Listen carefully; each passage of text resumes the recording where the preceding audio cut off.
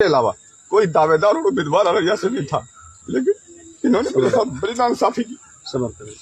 और ये कहते हैं कि गरीबों की मजलूमों की पार्टी है। अरे मेरे अलावा तो कोई वहाँ पे नहीं था, आपका सच्चा सिपाही था मैं अख्तरुल ईमान के साथ उस वक्त से खड़ा हूँ सर। लोकसभा विधानसभा जितनी बार वो चुनाव लड़े, लोकसभा 2 बार हारे। खुदा की कसम राशिद अनवर रोते हुए किशनगंज से अररिया गया, लेकिन ये इंसान की आंख में पानी नहीं है। अल्लाह इसका इंसाफ करेगा। और मैंने तो उनके बहकावे में आकर कसम खा ली, लेकिन इस कसम के पीछे साजिश क्या थी ये मुझे आज पता चला। मैं ये कहता हूँ कि पहले ये तमाम तर लोग कसम खाएं जो दूसरे को कसम खिलाते हैं कि मैं पैसा लेकर टिकट नहीं बांटूंगा। मैं एक सच्चे और ईमानदार सिपाही को जो उस लायक हैं उसको टिकट दूंगा, फ्री में दूंगा। पहले उनको कसम खाने की जरूरत है। ये झूठ मूठ का दूसरे को कसम खिला रहे हैं। देखिए, एक बात ये है राशिद साहब, मैं आपके साथ हमदर्दी रखता हूँ, लेकिन ये बात आपको उस वक्त बगावत करने की जरूरत थी जब कसम खिलाई जा रही थी।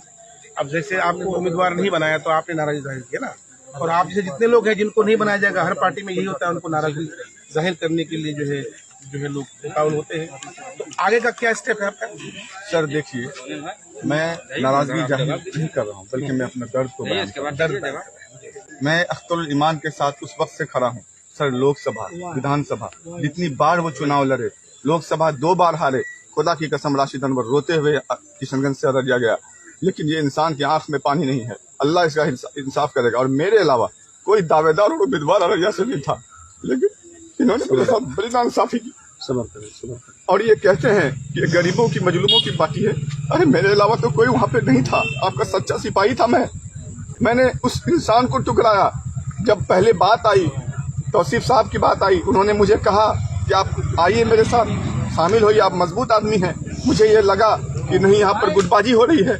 मैं तौसीफ साहब को इनकार कर दिया। अगर मुझे टिकट की चिंता होती तो मैं तौसीफ साहब को इनकार नहीं करता, बल्कि उनके दामन को थामता। लेकिन हमने अख्तरुल ईमान साहब के लिए वफादारी निभाई, वफादारी दिखाई। लेकिन आज इस वफादारी का सिला मुझे इस तरीके से मिला है, ये मुझे उम्मीद नहीं है। आप मजलूमों की, दलितों की बात करने वाले, आप ये कहते हैं कि मैं सीमांचल के एक लोगों को ना इंसाफ दिलाने का काम करता हूँ। अरे सबसे पहले मुझे तो इंसाफ दिला देते।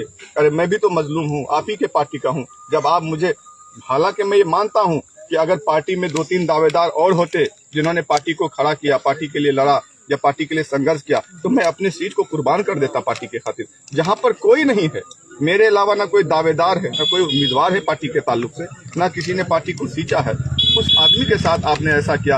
एक आदमी जो लोकसभा इलेक्शन में आपके खिलाफ किया, लोकसभा इलेक्शन में उन्होंने डॉक्टर जावेद आजाद के लिए, कांग्रेस के लिए कैंपिंग किया, उसको हमारे इलाके के लोग नहीं जानते हैं, बड़े पैसे वाले लोग हैं। आप उनको पैसों की बुनियाद पर टिकट दे दिए। आप तो टिकट बेचने का काम किए। सबसे पहले तो कसम आपको खाना चाहिए था ना कि मैं फ्री में टिकट दूंगा अपने लोगों को। बहुत बहुत शुक्रिया। तो ये राशिद साहब है, इनका अपना एलिगेशन है। इनका कहना है कि ये अकेले ही, लेकिन किसी दूसरे शख्स को पैसे की बुनियाद पर टिकट दिया गया है, इनका आरोप है। अब पार्टी के जिम्मेदार हैं,